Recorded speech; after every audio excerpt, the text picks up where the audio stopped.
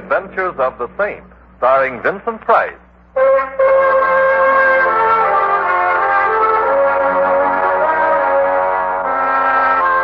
Saint, based on characters created by Leslie Charteris and known to millions from books, magazines, and motion pictures.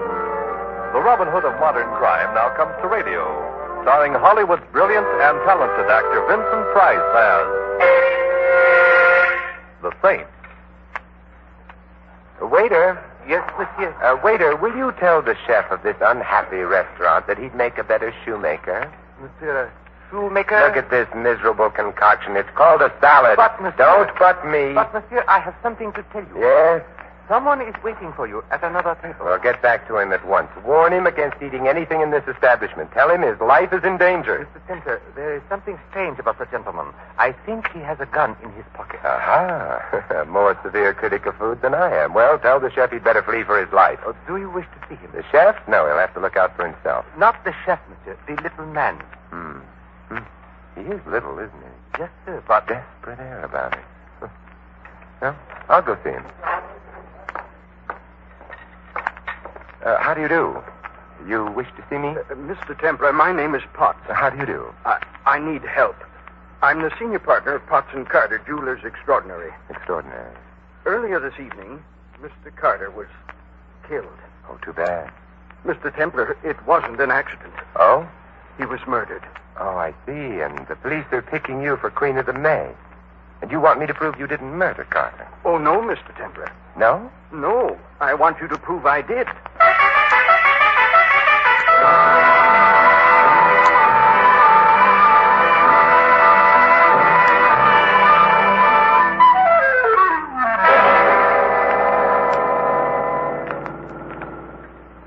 It's no use, Mr. Templar. I did kill Carter. Well, why wouldn't the police believe you? Because they couldn't find the corpse. Well, there's usually one around after a murder, you know. Somebody stole this one. Stealing corpses is a rather restricted profession. Where did you kill your partner? In our establishment on Wilshire Boulevard. Oh, that's a nice place for it. When? Earlier this evening. And then you phoned the police from the shop? No, I couldn't bear the sight of Carter's body. I walked over to a nearby hotel and made my call from there. And then? I returned to the shop. I didn't go into the back. Where the shooting had taken place? Yes. I waited for the police. They arrived.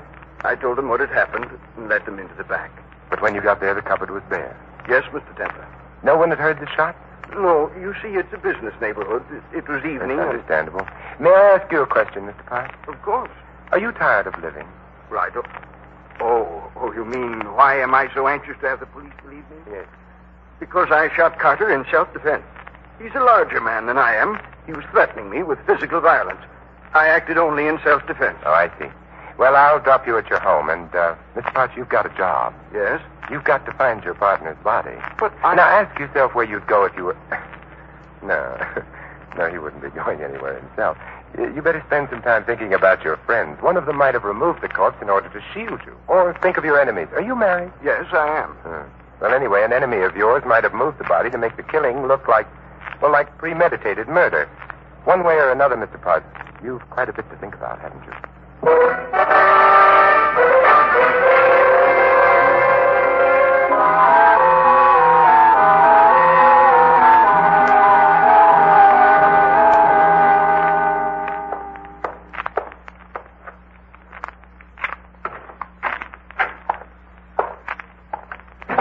Mr. Templar?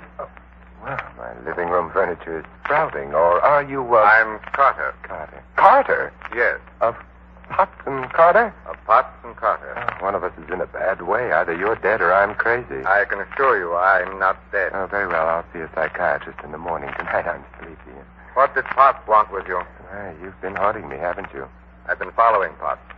What did he want? Oh, nothing really. He merely wanted to assure me that he'd killed you. He'd what? Killed you, shot you to amplify an already unbelievable remark. He said that?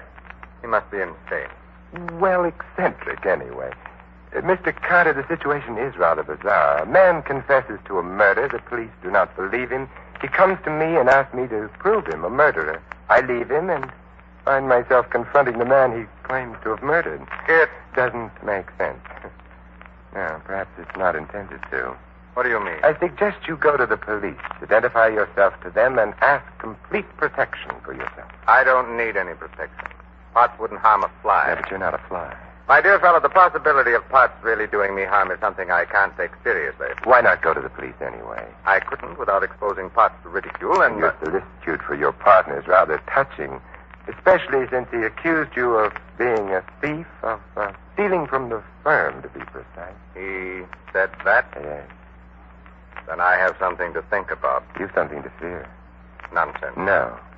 No, a man has already confessed to your murder, and you're still alive.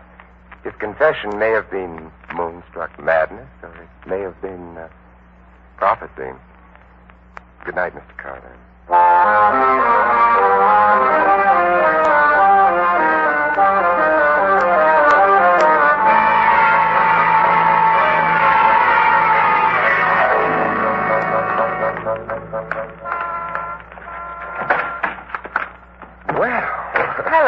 Hello. The cars they put out nowadays have rare and wonderful gadgets attached. Pardon me, but I'm trailing a fellow. Who? A man named Carter. Do you know him? Mm-hmm. Do I know you, or should I? What do you think? Carter's cab is well in sight. Just a moment. I'll take my eyes off the cab for a moment, and... yes, I should. What's your name? Care. I'm Simon. I only bought this car yesterday. Are you part of the standard equipment? No, I go with the deluxe models only. Well, I'm so glad I paid for the extras. Clear what? Doesn't matter. Depends on where we're going or what we do when we get there. This is a nice, quiet street. Hey, wait a minute. That's the ignition key. I know. Look, you've got the key. Mm-hmm. Well, may I borrow, eh? No. Now Carter's cab is out of sight. Oh, you're cute. This is as far as we're going. And now, Simon, what are we going to do?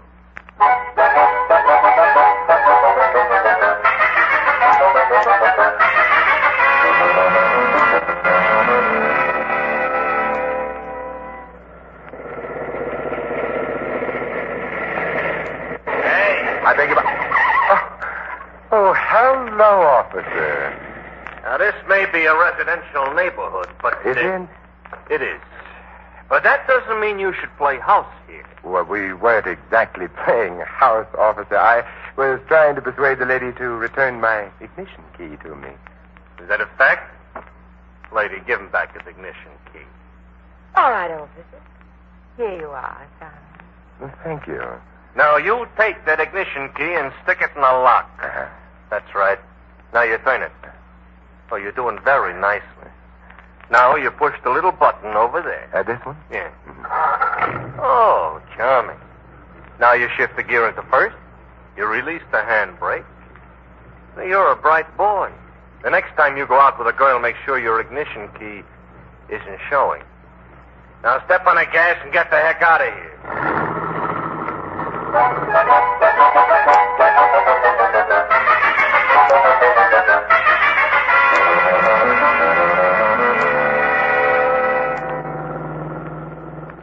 Simon, are you angry with me? For delaying me? Not especially. Where are you taking me? To a jewelry store. Oh, you really shouldn't. You don't know me well enough. Which jewelry store, Simon? Potts and Carter. You know the place? I should. My husband owns half of it. Oh. Potts or Carter? Pot. They must have a nice assortment of stones. What makes you think so? Potts doesn't bat in your league, baby. Not in his own merit. Oh, I'm not so sure that's a compliment. Brood about it, huh? Because, we've arrived. Hey, there's a light in the back. Are you coming with me? No. Oh, why not? You think your hubby might be there? I'm brooding. All right. Just don't hatch anything.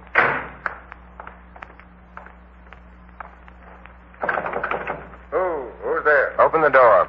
Who? Okay. Templar. Now, how right you are, Mr. Carter. What do you want? Let's go inside. I said inside.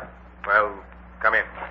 But I know. You weren't expecting company. The house is a mess. what made you think I'd be I here? wasn't sure, but it was a possibility, so I came. Now that you're here, I'd like to take a look in that back room where the light is, where the light... and I rather suspect the vault. Templar, I don't have to stand for this. No, but I've got a feeling you're going to. Let's get on with it, shall we?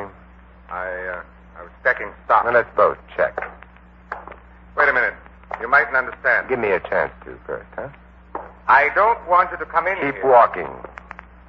All right, but... Well, you idiot, if you think that by putting the lights out you... Carter!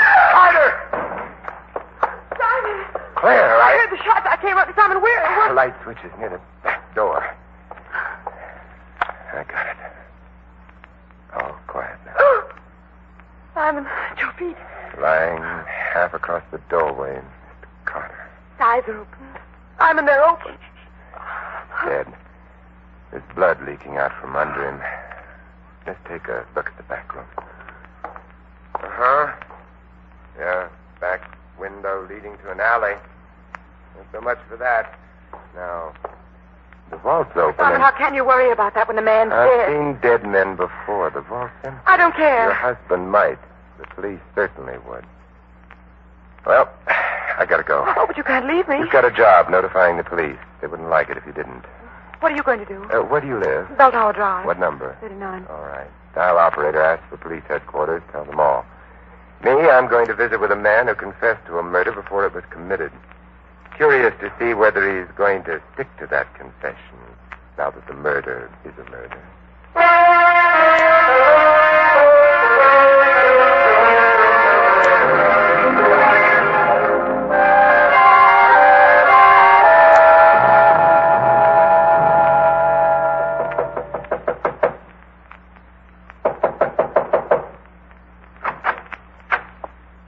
I want to see Mr. Potts. At this hour? Yes, I'm peculiar. I want to see Mr. Potts at this hour. I'm sorry, but... Maybe you regret. Good heavens, sir, you pushed me aside. Tonight you win the badge for alertness. Now shut the door. Yes, sir.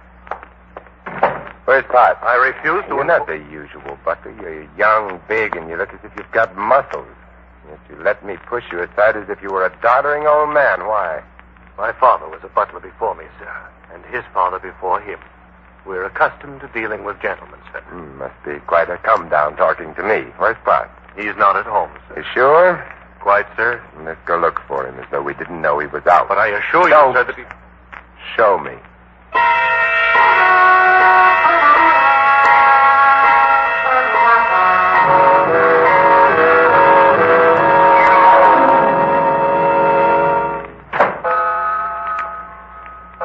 Well, he's not in the house. No, sir. Don't look so smug. Mrs. Potts isn't in the house either. You knew that, sir, before you looked. Tell me, how does she feel about her husband? I beg your pardon. All right. You've given me the proper outraged response. What's your name? Anderson, sir. Anderson, make a speech. Sure. Well, my father was... And his father before him. And I'll bet you they all knew exactly what cooked with the master and mistress. So do you. What cook? Well, Mr. Potts is a very fine man. Mrs. Potts is a very fine woman, and you take the high road, and I'll take the low road. Hey, company's coming. I will take the low road. Butler, who am I? I don't know, sir. Good. And tell the police all about me when they arrive. And they'll be here soon. It'll give them something to think about besides Mrs. Potts. And, Anderson? Yes, sir? You think about something besides Mrs. Potts, too. Something like murder,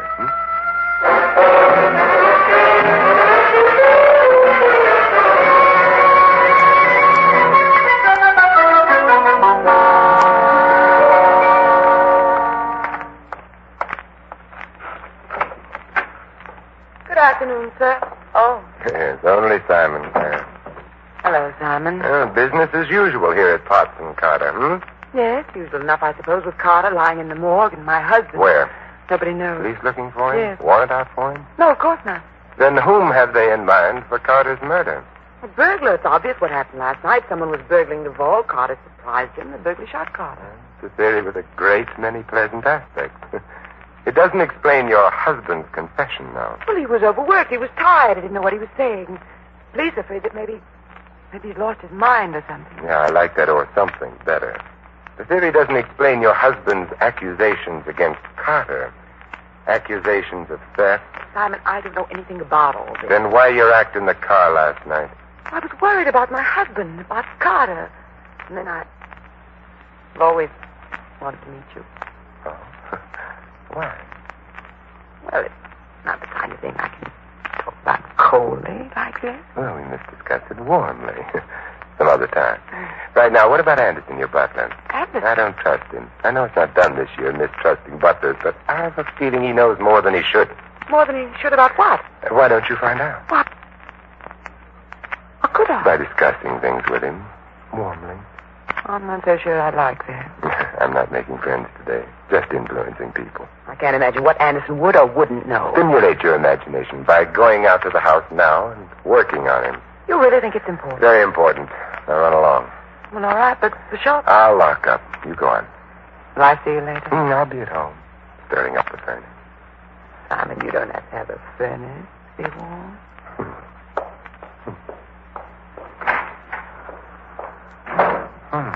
Well, first the back door.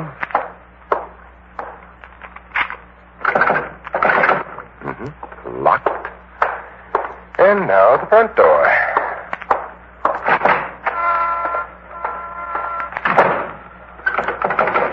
Locked. Now? Hey. Yes? Hey, Sal. Yes? That's your heap over there? Yes, it is. Better take a cab. I like my heat. Now, don't look now, but some low characters let the air out a couple of your tires. Oh. Well, then suppose we go for a ride in your cab. 39 Bell Tower Drive. Okay. Say, did you happen to notice the happy prankster who deflated my tires? Sure, I noticed it. Why not? I'm underrated. Oh, well, why didn't you stop her? Mister, I'm a married man. That means I'm cautious. For all I knew, maybe you're the kind of fella likes a girl to deflate his tires for him. It depends on the circumstances, Cabby. Not so early in the morning. Okay. Next time I'll know you don't like a girl to deflate your tires for you in the morning. You don't think it's fun? No, I think it's murder.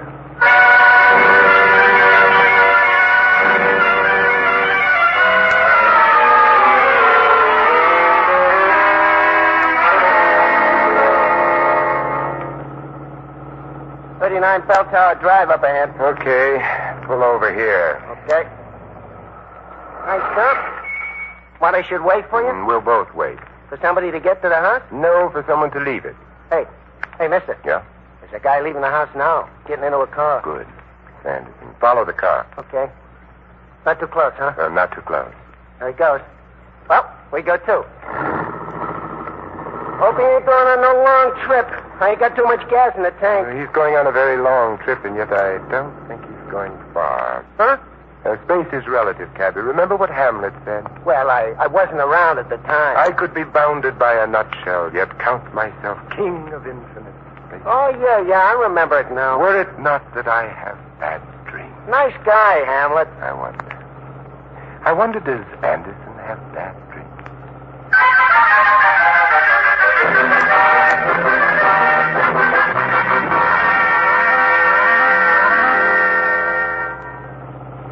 It's getting dark. I don't like these hills when it starts getting dark. They're barren. Yeah, and they're steep.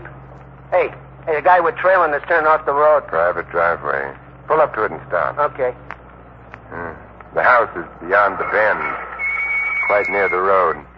Cabby. Yeah? I'm leaving you.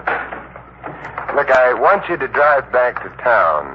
The instant you hit a place with a phone, call the police. Yeah, and tell him what? To warm a cell for a murderer. They can pick the murderer up here. Okay, pal. But don't do nothing rash.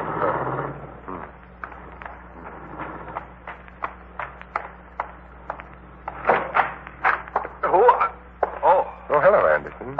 Fancy finding me here, Templar. Mr. Templar, whatever would your grandfather say? What do you want? I'm admiring the country home of the Potts. By the way, where is Mr. Potts? I don't know. Oh, who's that, a sick friend? Stay away from that door. Nonsense. It looks like a charming door. Works, too. Oh. Mr. Potts, tied and gagged. I told you to stay away I from don't me. accept advice graciously, nor do I care for larger with lantern jaws. But lantern jaws are handy to hit. Now for you, Mr. Potts. We'll get the gag out of your mouth. There. You feel better? Oh, don't rush it. Your hands. Nice stop. Shh, quiet. Look out behind you. Oh, hello, Claire. Hello? So glad you dropped in. You are? Yes. Remember I warned you about your butler? It was he who brought your husband here, tied him up, etc. That's interesting. You should ask me why I suspected him. Oh, all right, I'll tell you. When I visited your house and met Anderson for the first time, we had a little chat, in the course of which he remarked that I knew you weren't in the house before I searched it. That was odd, you know. Why? Because how did he know I'd seen you outside the house unless... Unless what? Let me help you to your feet, Mr. Potts. I can't move. Standing up will help restore the circulation. Unless what, Mr. Templar? Oh, tut, tut. So formal, Mr. Templar. Unless, Claire, you told him. Oh. Why should I have told him that? Obviously, because you and he were in on this little plot together. Plot? To kill Carter and frame your husband for the murder. Thus you would inherit the business. And the butler. You're charming, Simon, but fantastically wrong. You're implying Anderson killed Carter. No. He'll go to the gas chamber as accessory. To whom? To you. Silly. Carter was shot from the back room. I was out front with you. You were at the front door, that's true. Carter was shot as he was going into the back room. His back, therefore, was to us. And yet, if you remember, he was shot in the back. Afterwards, we remarked how he lay face upward with the blood coming out from underneath him. You aren't a fool, are you? Oh, dear. I was wondering how long it would be before you produced the pistol. Mr. Potts, can you stand alone? I can't. I'm falling. Oh, then fall in your wife's direction. Well, Mrs. Potts, your gun, if you please. Thank you. That's a good deal better. The police will be here shortly, and that will be that. Oh, relax, Mr. Potts. You've fallen to rise again, but your wife, I'm afraid, has deflated her last tire.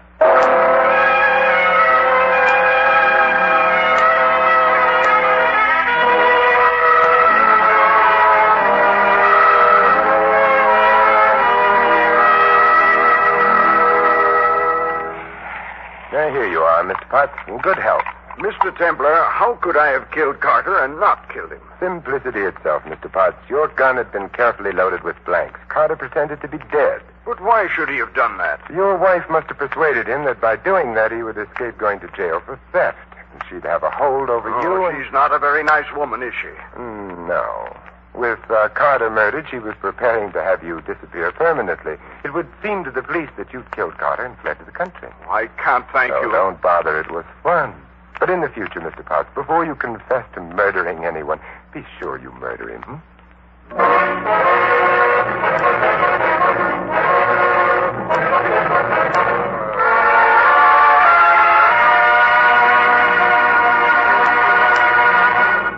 Listening to another adventure of the Saint, the Robin Hood of modern crime. And now here is our star, Vincent Price. Ladies and gentlemen, freedom is everybody's job. The Bill of Rights established our freedom and protects it. But freedom demands that each of us carry out our duties as a citizen. To vote in an informed way so that the best man is placed in public office, to serve on juries, to take an active interest in public issues. Remember, by making our form of government work better here, we strengthen democracy everywhere. This is Vincent Price inviting you to join us again next week at the same time for another exciting adventure of the Saint. Good night.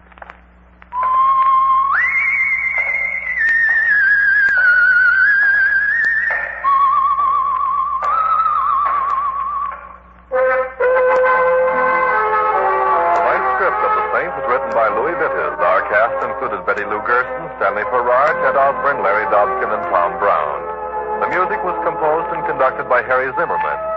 The Saint, based on characters created by Leslie Charteris, is a James L. Safier production and is directed by Thomas A. McAvity. Vincent Price is soon to be seen in Robert Lippard's production of The Baron of Arizona. All you Saint fans will be glad to know that the Saint comic books are on sale at all newsstands. Your announcer, Merrill Ross. This is the Mutual Broadcasting System.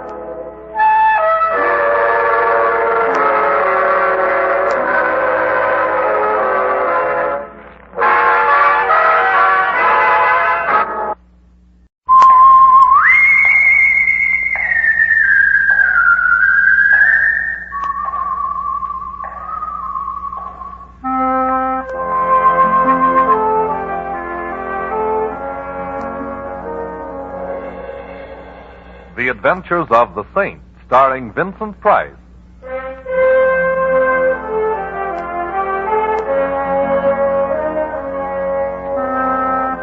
Saint, based on characters created by Leslie Charteris and known to millions from books, magazines, and motion pictures. The Robin Hood of modern crime now comes to radio, starring Hollywood's brilliant and talented actor Vincent Price as the Saint.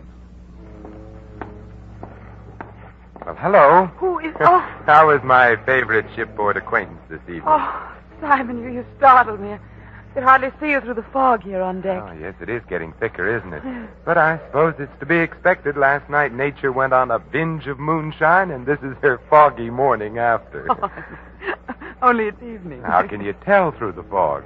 But you know, you have a very pretty laugh, Barbara. I'll listen for it in all of your pictures from now on. Thank you, Simon. But I'm not going to make any more pictures. I'm retiring. Retiring? At the peak of your career? I'm just tired of pictures, that's all. Barbara, you'll never be able to run away from it. What do you mean? I'm referring to whatever it is that frightens you.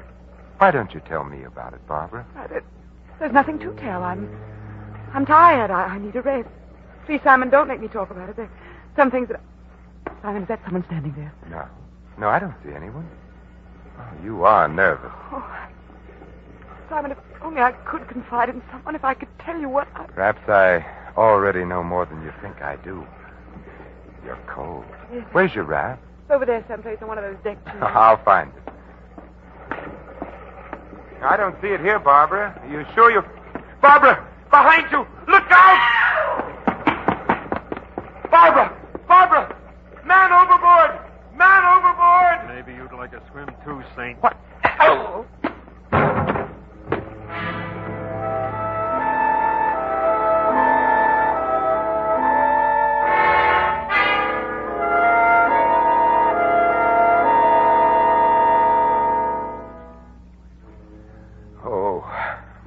Mr. Templar? Mr. Templar? Hello. I suppose the usual question is, where am I?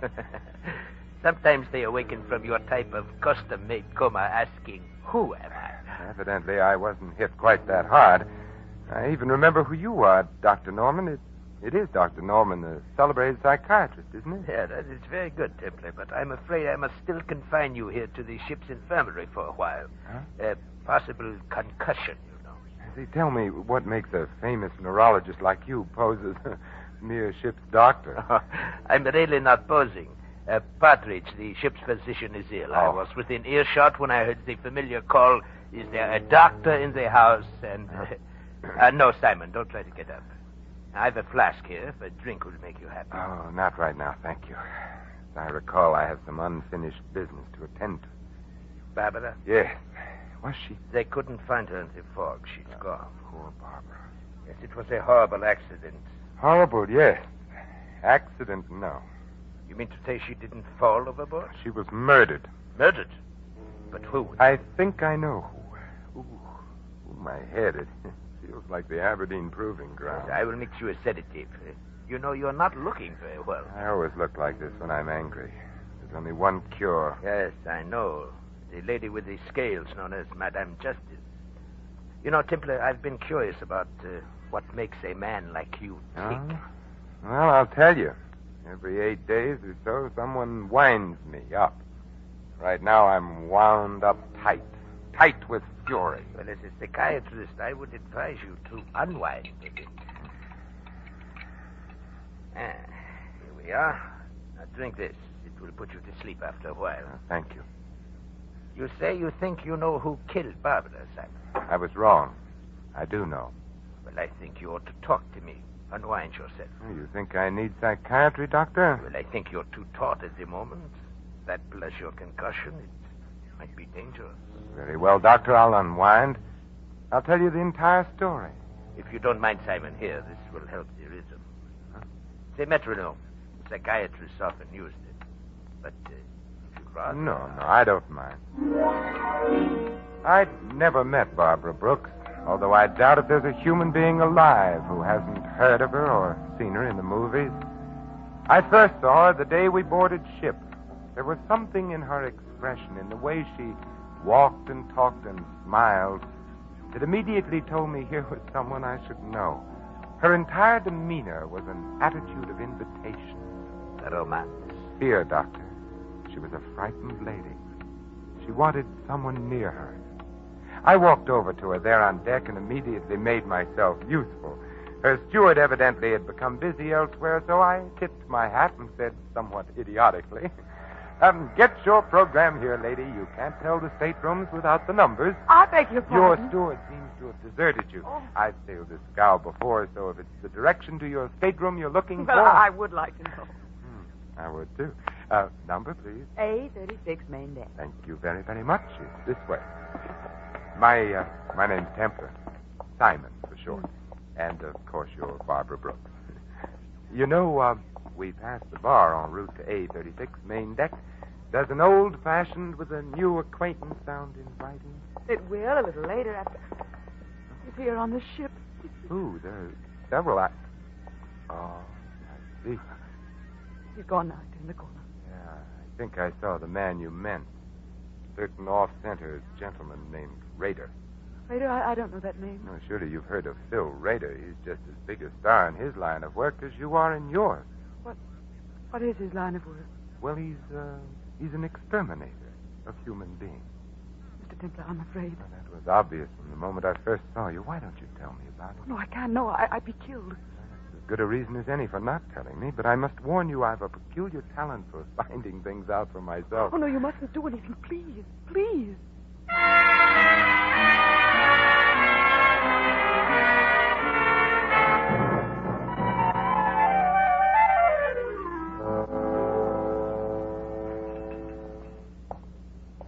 Hello, Rader. Well, the Saint. Mm-hmm. World's getting smaller. Yes, but I understand you're doing your share to see that it doesn't get overcrowded. Traveling for your health again, or just traveling? Just traveling. Rader, why does the mere glimpse of you rounding a corner start a lady's teeth to chattering? Lady, I don't know any ladies. Obviously. Maybe she thought I was someone else. Maybe. And if you're of a mind to annoy her, you'll wish you were. Look, Saint, just soak up sunshine on this cruise. Don't go poking in any dark places. Might be bad for you. Oh, what sort of bad, Rader? Look, Big Shot, just so there's no misunderstanding. You butt in where you ain't welcome on this cruise, and Yes? I'll kill you.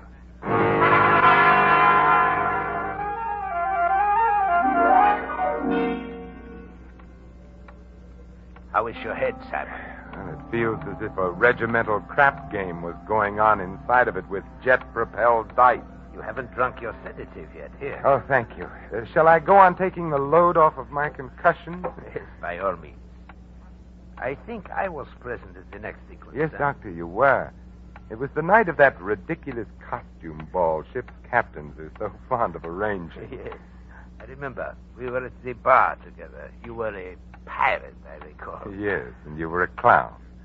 The ball was loaded with clowns, some of them not even aware of their clownishness. But it was gay and sprightly, and the music was good. I remember our conversation, Doctor. You suddenly appeared at my elbow and said in the most shivery, sinister manner... You know, Templar, I have a confession to make to you. Well, I'm always interested in confessions, Doctor. I've had a schoolboy crush on the beautiful Barbara ever since I saw her in pictures first. Tell me, what does one do about it? Well, I know exactly what I would do if I were you, Doctor. Yes. I'd consult the nearest psychiatrist. At the prices we charge? No, thank you. I was hoping you'd cut a fellow in on your acquaintanceship, Templar. But if you won't introduce me, won't you at least show me which mask she's hiding under? I think I might be able to make my own introduction. Oh, very well, Doctor. Look for a sylph-like figure in a blue and yellow harlequin costume. Thank you, Templar, thank you. And if you should ever need a good psychiatrist... At the prices you charge? I will be seeing you. Don't turn around, Mr. Templar.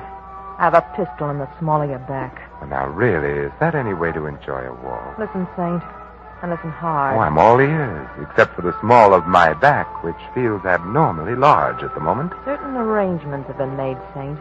It means a big head of lettuce if they go through. So? All the signs say keep out. See that you do. Now, don't turn around. This costume's so pretty, I'd hate to have to put a hole through my pocket. Well, it's probably just a coincidence, but I've acquired the same regard for the small of my back. keep regarding it that way, Saint. Don't let your nose wander where it doesn't belong. And you might begin by forgetting you saw certain people aboard this boat. Say, just tell me how you're going to swing it, Mrs. Miller. Oh, don't be surprised. I'd recognize the notorious Lil Miller's voice on a party line. How are you going to take him, Lil? A palm base or perhaps a marked deck? This rod has a hair trigger, Saint. Just a touch and you're... Lil, what's the matter? That girl there, the one in the hall. Lil! You're lucky, Saint. I'd have shot. Give her ear. Don't crowd. Crowd her all you want to. She won't mind now. Is she? Yes, a stiletto in the back leaves very little doubt. She's dead.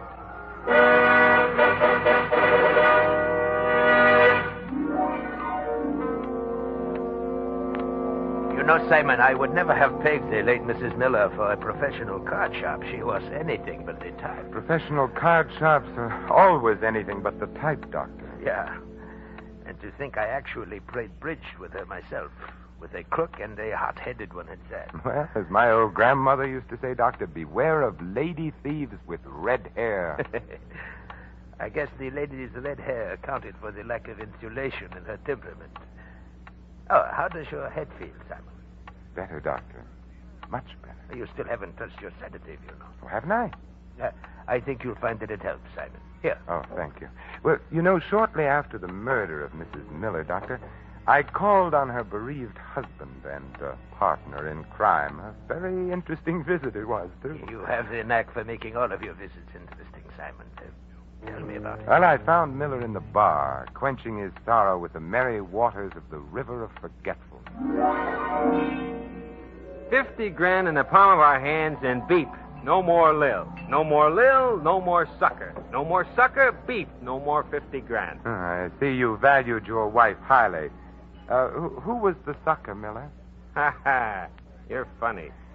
Tell me, what's Phil Rader cruising for, Miller? And don't tell me it's a coincidence he's on board the same ship. You get funnier and funnier. Why is Barbara Brooks so afraid of Rader? You ain't even warm, Sink. You're a mile wide of the target. And I'd better use a different kind of ammunition then, Miller. Yeah? Like what? Like a little murder performed on an unwilling sucker in Reno. Huh? What do you know about that? You won't like going back to Reno, Miller. It gets hot in the summertime, especially in the penitentiary. Raider was with Lil and me on this deal. All right, Miller, put the zipper on. Raider. I wasn't going to say anything, Phil. Honest, I was just... Skip it, Miller. I always knew someday you'd show Canary Yellow. I thought you and I had a little understanding, Saint. You've got a reputation for wrong thoughts, Raider. Yeah, but right or wrong, I back my ideas up. To the hilt, Saint. Keep that frog sticker under cover, Raider, or I might take it away from you. And the Dutch courage that rides with it, too. I'll keep it hidden for now. You just be careful of the places where the lights don't shine, Saint. Come on, Miller. I want to talk with you. Well, I'll be out in a little while, Phil. I want to drink. You're drunk enough, Canary. Come on. You'd better go, Miller. And if you can't talk your way out of it, my regards to the fishes.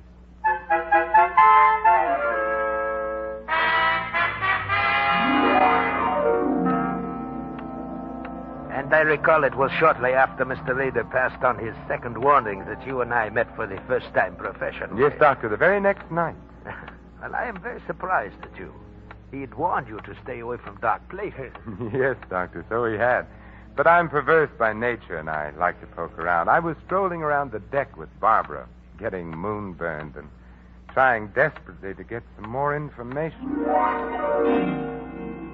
So wonderful having you near, Simon. I feel safe. Safe? I refuse to accept the compliment, particularly on a moonlit night at sea. I'm referring to danger, Simon, not romance. They're often the very same thing. I'd like to join the team, Barbara. Why don't you confide in me? Because if I did, we'd both be dead by morning. I must go now. Good night, Simon. Good night.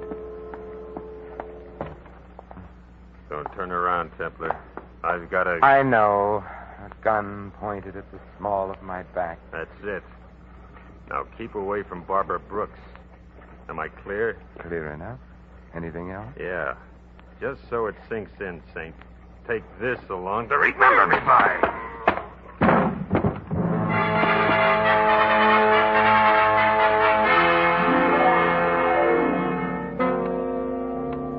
Once again, you enter the picture, Dr. Norman. You found me there, lying on the deck, basking in moonlight. And blood. Go on, Simon. Tell me the rest of it. Well, after your neat job of vulcanizing me, thus saving me a trip to the ship's doctor and innumerable words of explanation, I hit upon a strategy, and my next visit found me calling in the lion's den. I tell you, you're being made a patsy raider. You're on the verge of being demoted back to second-class hoodlum. I can take care of myself. Well, I admit a minor sandbagging committed in your good name doesn't amount to much, Raider. But what if the same someone likes your name and decides to use it in other way? What do you mean? I mean murder. You're a lead pipe cinch to pay for one of your own someday, Raider. But meanwhile, how would you feel getting hung for somebody else's shenanigans? I'd be annoyed. You sure would. Look, I'm not rigged up with no murder saint. Lil meant 50 grand to us alive. That's what we figured the sucker was good for. Well, that's a good enough reason for wanting Lil among the present instead of the late, Raider. Tell me, what was the angle? Blackmail? Nah, nothing so crude, Saint. I sponsor the party, spot him, finger him, and oil him, and the Millers squeeze him through a deck of cards. Huh? The guy's a sucker for good-looking dames and card games, that's all. That sounds very uncomplicated, easy picking. The guy ain't had the coin long enough to be smart about it. Who's the guy? He makes water heaters. The fat man with the diamonds from Passaic? Yeah, that's the sucker. I should have tumbled. Looks like you did. I thought you were out for a bust-up. 50 G's a lot of money, Saint. I figured if I could scare you, it'd be insurance. How about Barbara Brooks? Deal me out. I'm not in on whatever the caper is there. She saw you the day we sailed, and she got scared. Well, maybe it's because I ain't exactly pretty. Yeah. But if you really want to know something, Saint, I'll tell you. I was propositioned on a stunt against that dame a few weeks before we sailed. I turned it down. A big dough, too. A murder deal? Yeah, big dough to bump her off. Not for me, though. Nah, she's too prominent. Too much heat on those jobs. Who made the offer, Raider? He wasn't exactly interested in leaving his calling card, Saint.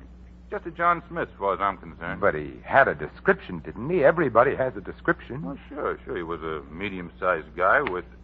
Hey, the lights. Who turned them off? Get down! Raider, are you... Brown tie, blue shirt. Brown tie, blue shirt. Brown tie, blue shirt. Not a very harmonious color scheme, is it? Raider. Yeah. Thank you, Raider. At least your last earthly utterance was in the direction of good. Thank you.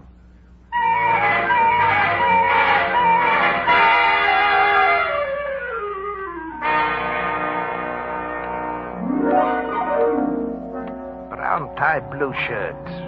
What did he mean, Simon? Well, it means that either the man for whom I search isn't a very fastidious dresser, Doctor, or else he's colorblind.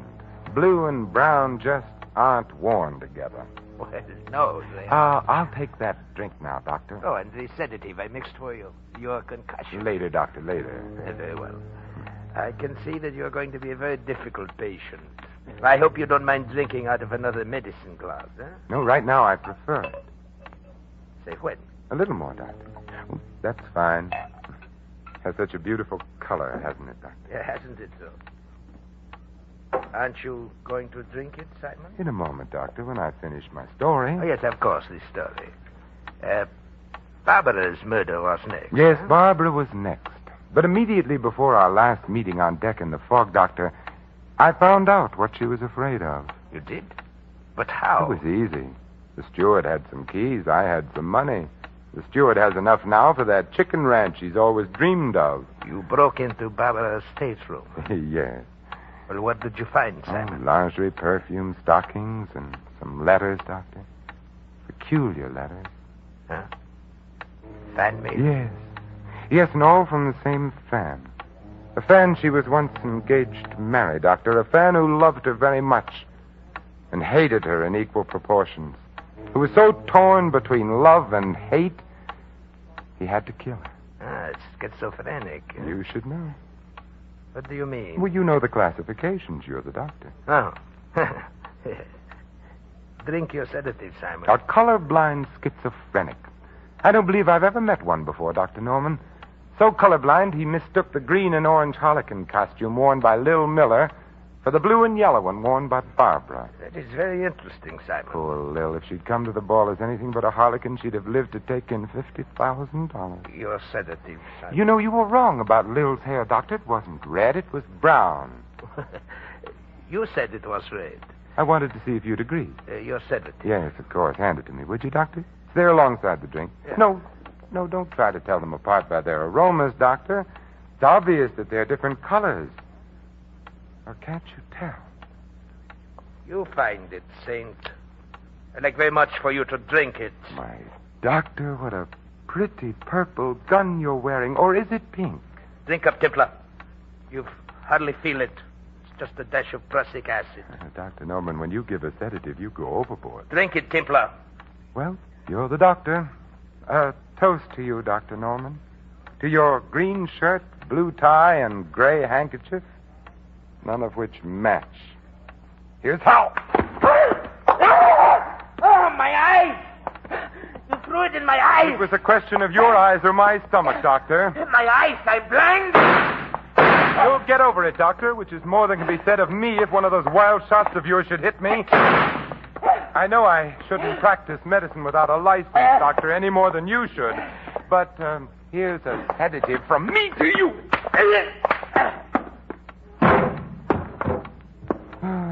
Pleasant nightmares, Dr. Norman.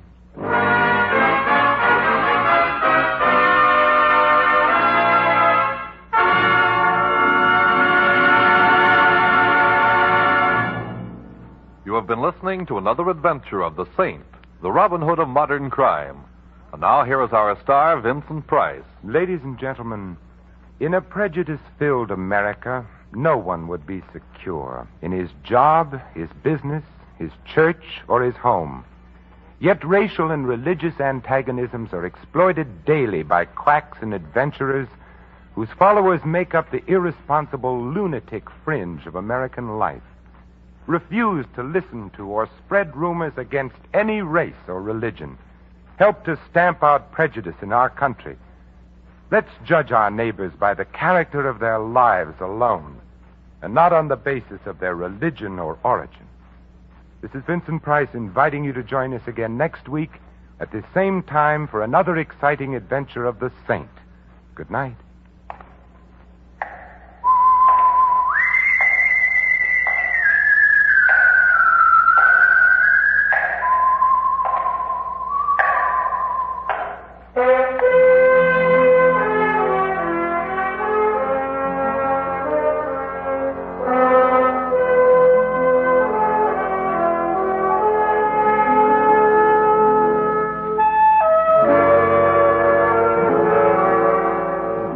Tonight's script of The Saint was written by Michael Cramoy.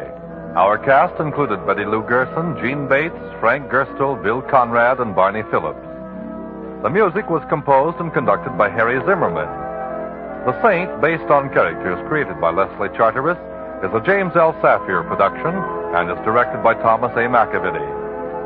Vincent Price is soon to be seen in Harry M. Popkin's production of Champagne for Caesar, co-starring Ronald Coleman.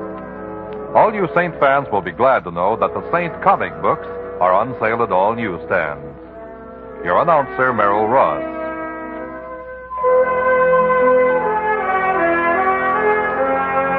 This is the Mutual Broadcasting System.